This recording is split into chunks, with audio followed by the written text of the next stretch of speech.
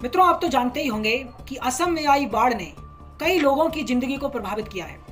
कई लोगों की जान चली गई है। लोग पलायन करने पर मजबूर हैं क्योंकि उनके पास घर तक नहीं बचे हैं। उनके घर बाढ़ के पानी में डूब गए हैं। क्या असम में आई बाढ़ सिर्फ पानी का बढ़ना है या फिर ये हमारे लिए एक चेतावनी है? क्योंकि जो असम में हुआ है वह बाकी क्षेत्रों में भी तो हो सकता है। क्योंकि हम जानते हैं कि इसका मुख्य कारण जलवायु परिवर्तन है।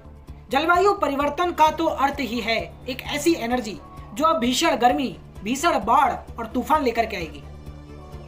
हम जानते हैं कि जलवायु परिवर्तन का जो मुख्य कारण है वह वातावरण में कार्बन डाइऑक्साइड गैस की मात्रा का अधिक हो जाना है। जब वातावरण में कार्बन डाइऑक्साइड गैस की मात्रा बढ़ जाती है तो पृथ्वी का तापमान बढ़ जाता है, और जब पृथ्वी का तापमान बढ़ता है तो हमारे ग्लेशियर पिघलते हैं।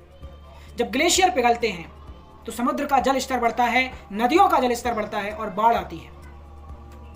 अब मेरा आपसे एक सवाल है कि क्या हमारी सरकार जलवायु परिवर्तन की समस्या से निपटने के लिए कोई ठोस, कोई महत्वपूर्ण कदम उठा रही है?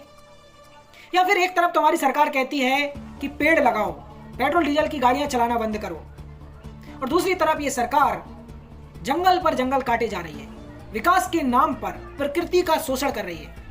क्या इस तरीके से हम जलवायु परिवर्तन की समस्या से निपट पाएंगे?